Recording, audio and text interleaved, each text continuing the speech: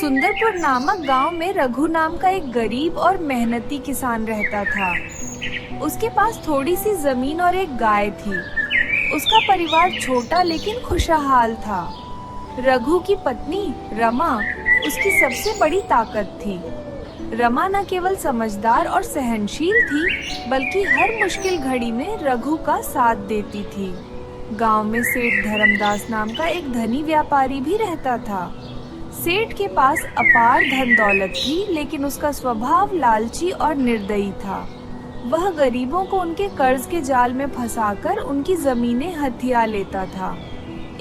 एक दिन रघु की गाय बीमार पड़ गई। उसने गांव के वैद्य को बुलाया। वैद्य ने कहा, अगर जल्दी इसका इलाज नहीं हुआ तो ये बच नहीं पाएगी। इसे अच्छा चारा और दवा चाहिए। रघु परेशान हो गया। उसके पास इतने पैसे नहीं थे कि वह दवा खरीद सके। तभी रमा आई और उसने कहा, हमें सेठ धर्मदास से मदद मांगनी चाहिए। शायद वह हमें कुछ पैसे उधार दे दे। रघु सेठ के पास गया और रघु ने कहा, सेठ जी, मेरी गाय बीमार है, मुझे थोड़े पैसे उधार दे दीजिए। मैं अगली फसल पर ब्याज समेत चुका दूंगा। मैं तुम्हें पैसे दूंगा, लेकिन अगर कर्ज नहीं चुका पाए तो तुम्हारी जमीन मेरी हो जाएगी। रघु को यह शर्त नागवार गुजरी, लेकिन गाय को बचाने के लिए मजबूरन उन्हें मानना पड़ा। रघु ने गाय का इलाज करवाया और खेतों में दोगुनी मेहनत करने लगा। रमा ने भी घर और खेत में उसकी भरपूर मदद की, लेकिन जैसे ही फसल तैयार होने वाली थी, बेमौसम बारिश ने उसकी सारी फसल बर्बाद कर दी। रघु और रमा के पास सेठ का कर्ज चुकाने के लिए कुछ भी नहीं बचा। सेठ धर्मदास को यह खबर मिलते ही वह रघु के पास आया और उसने अपनी शर्त याद दिलाई और रघु से कहा, अब तुम्हारी जमीन मेरी हो गई। जब तक तुम मेरा कर्ज नहीं चुका दोगे, तब तक ये जमीन मेरे पास रहेंगी। रघु बहुत दुखी हुआ, लेकिन कुछ नहीं कर सका। सेठ धर्मदास ने रघु की जमीन हथिया ली। अब रघु घर का गुजारा करने के लिए लकड़ियां काटने जाने लगा।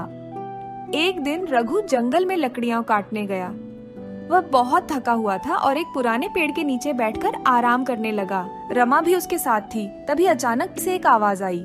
दोनों चौंक कर इधर उधर देखने लगे। फिर उन्होंने महसूस किया कि वह आवाज पेड़ से ही आ रही है। रघु और रमा ने पीछे देखा, तब पेड़ ने कहा, रघु, रमा, तुम इतने उदास क्यों हो? रघु ने अपनी परेशानी पेड़ को बताई। पेड़ ने कहा, डरो मत। हर सुबह सूरज निकलने के पहले मेरे पास आना और मेरी जड़ों के पास गड्ढा खोदना। वहाँ तुम्हें सोने के सिक्के मिलेंगे।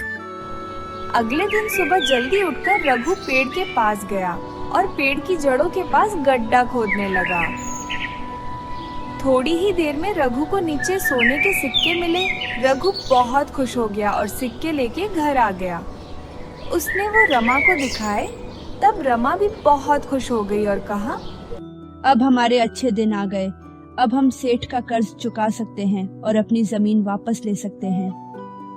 अगले दिन उसने सेठ का कर्ज चुका दिया और अपनी जमीन वापस ले ली। सेठ धर्मदास ने देखा कि रघु अचानक अमीर हो गया है। रघु की बढ़ती संपत्ति देखकर सेठ धर्मदास को जलन होने लगी। उसने अपने आदमियों से उसकी जासूसी करवाई। सेठ के आदमी ने सुबह रघु का पीछा किया और देखा कि रघु पेड़ के पास जा रहा है।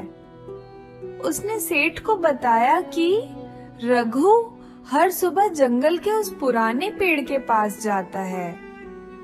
सेठ ने सोचा, जरूर उस पेड़ में कोई खजाना छुपा हुआ है। अगर मैं वह पेड़ काट दूं तो पूरा खजाना मेरा हो जाएगा। अगली रात सेठ कुल्हाड़ी लेकर जंगल पहुंचा। जैसे ही उसने पेड़ पर पहला वार किया, पेड़ से आवाज आई, लालच बुरी बला है सेठ जी, तुम्हारे कर्मों का फल तुम्हें मिलेगा। लेकिन लालच के अंधे सेठ ने पेड़ को काटना जारी रखा। पेड़ गिरते ही उसकी जड़ से काले धुएं का गुब्बार निकला। वहां सोने के सिक्कों की जगह जहरीले सांप निकले। सांपों ने सेठ और उसके आदमियों को घेर लिया। सेठ डर कर माफी मांगने लगा। तभी पेड़ से आवाज आई, तुम्हारे लालच ने तुम्हें यहाँ तक पहुंचाया है। मैं तुम्हें यह श्राप देता हूँ कि तुम अपनी सारी संपत्ति को खो दोगे। यह सुनते ही सेठ कांपने लगा और लड़खड़ाते हुए कहा, मुझे माफ कर दो, मैं अब कभी लालच नहीं करूंगा। तब पेड़ ने कहा, अगर तुमने फिर से लालच किया तो उसी वक्त तुम्हारी सारी संपत्ति जल जाएंगी। उस दिन के बाद से सेठ धर्मदास पूरी तरह से बदल गया। उसने अपने किए के लिए रघु से माफी मांगी। रघु ने सेठ धर्मदास को माफ कर दिया। सेठ ने अपनी संपत्ति का बड़ा हिस्सा गरीबों को दान कर दिया और सुंदरपुर एक बार फिर से खुशहाल हो गया।